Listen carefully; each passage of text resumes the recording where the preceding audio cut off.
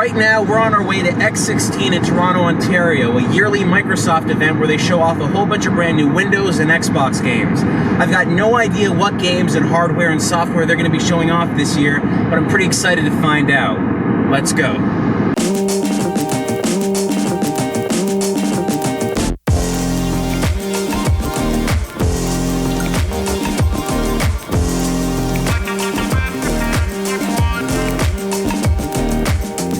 So every year Microsoft has an event where they show off a whole bunch of games, and it's called the X event, and this year it's X16. Now last year we showed you guys a bunch of games at X15, and one of those games came back, and that was Cuphead.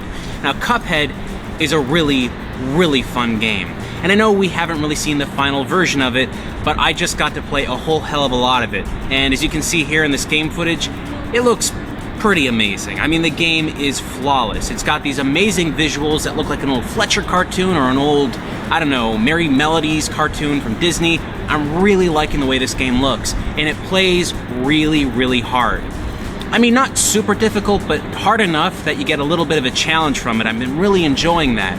Every time I've played this, now this is my second time, I always just find myself getting a little bit further in the game, so I can't wait to see what the final version of the game is going to look like. And I'm hoping they're going to make an even more difficult mode in the future to get like some really challenging gameplay out of a bunch of people, but for now, just the normal mode by itself has a challenge to it, but it's got the same kind of challenge that Mega Man has, you know? It's not super easy, but it's really fun to play.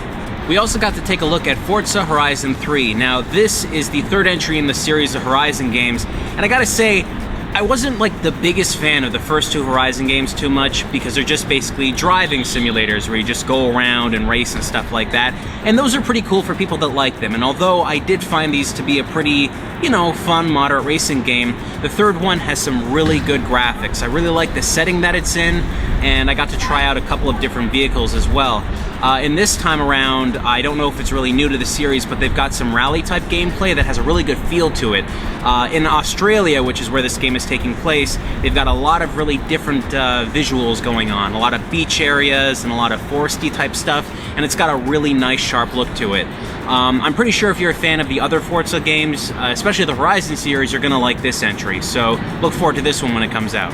We got a chance to play Halo Wars 2. Now, I'm a big real-time strategy fan from years and years back, starting with Dune 2 and, I don't know, I guess a whole bunch of other games that were back then, like Warcraft and even Herzog's Way. And for me, I always need a mouse and keyboard when playing RTS games. It's kind of like a requirement. But at least with this game, they've done it pretty well. It's a solid feel. It doesn't feel like I'm lagging behind or that I can't move to any part of the map as fast as I want to move. Obviously, there's probably some little triggers here and there that give you the slight advantage of moving your character or your view as quick as you need to move it, but I thought this was pretty good. The game itself seemed a little bit hectic because I really didn't understand what I was doing. I never actually played the first Halo Wars, but this one seems like it has a really good interface. There was a lot of explosions going on, a little visual artifacts. The design of it is very Halo-esque, so if you like that look of the original Halo games, you're gonna like this here. And yeah, so far it seems like it's a pretty competent real-time strategy game, but I'm gonna have to play this game a lot more to give it more of a feel to see if it matches other real-time strategy games on PC.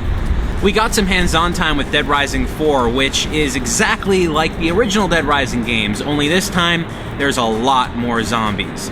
Like, a lot more zombies. They seem to simplify things. Frank is back, so that's really cool from the original game.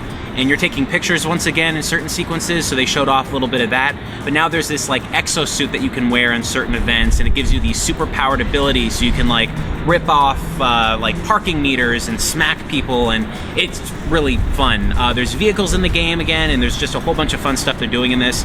I'm really enjoying the gameplay from this. It felt a lot more of a solid experience.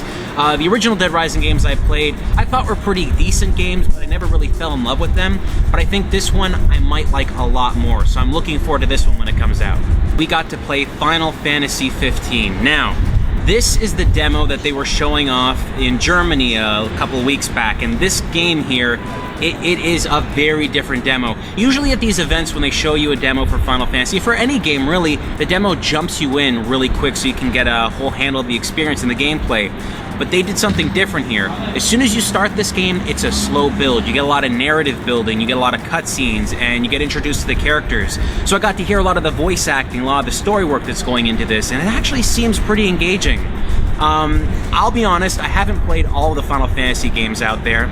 I played the first one, I played a bunch of the other ones, including 6, 7, 10, and a little bit of 12. So I've played those. I've never played any of the online Final Fantasy games, but I like the way that this one kind of plays right now. It's got more of a, not kind of stop and wait mechanic, you know, how the other older Final Fantasy games are. This one is closer to the new Final Fantasy games. So what I played there is definitely a little bit more arcadey in styles of gameplay, but I kind of liked it. Now, obviously this is an early beta. This is like an early version of the game before the final one comes out, but what I'm seeing here seems very promising. It's got a really big world.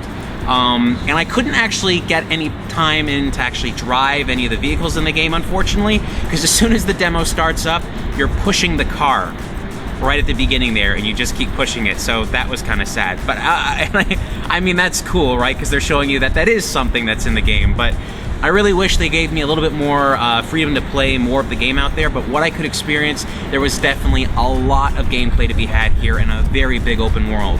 And I think for Final Fantasy gamers out there that really like the series, you're going to really want that narrative and that story, and I think this game has a strong focus on that, even in the demo. There were a ton of other things we got to take a look at on the floor, including Flint Hook, which is this really fun 2D platformer with this really neat hooking mechanic that I just found really fun and engaging. This game I didn't even know existed until I played it on the floor, and I gotta say, this was one of my surprise favorites at the show. It was really, really good.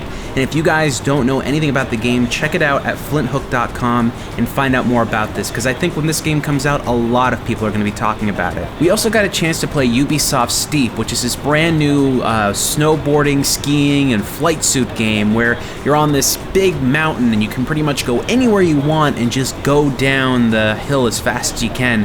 I had a lot of fun with this. Usually these kind of games like SSX and stuff like that have more of an arcade vibe to them, but this one is aiming more for an open worldy type of scenario to it, and I really enjoyed its gameplay. And there was also a first person mode in the game, and I've skied once or twice in my life, and let me tell you, when you are looking at through the first person view mode on this game, it is hilarious because it's just like you're actually skiing. And for me, because I'm an incompetent skier, it makes me feel like I'm gonna die at every moment. And Microsoft showed us their brand new Xbox One S Gears of War edition. Now this Xbox One S is really cool. I love the red paint scheme because, you know, Rerez Red, I really like this. But what I thought was so cool is there's actual battle damage on this console. Those little scratches are deep into the system, which is really neat to see. It kind of makes it look like it was actually gone through some hellish battle of some sort. And it comes with a brand new Xbox One S controller that has a really nice red theme to it as well. Love the look of this thing, and I hope I get my hands on one of these things in the future.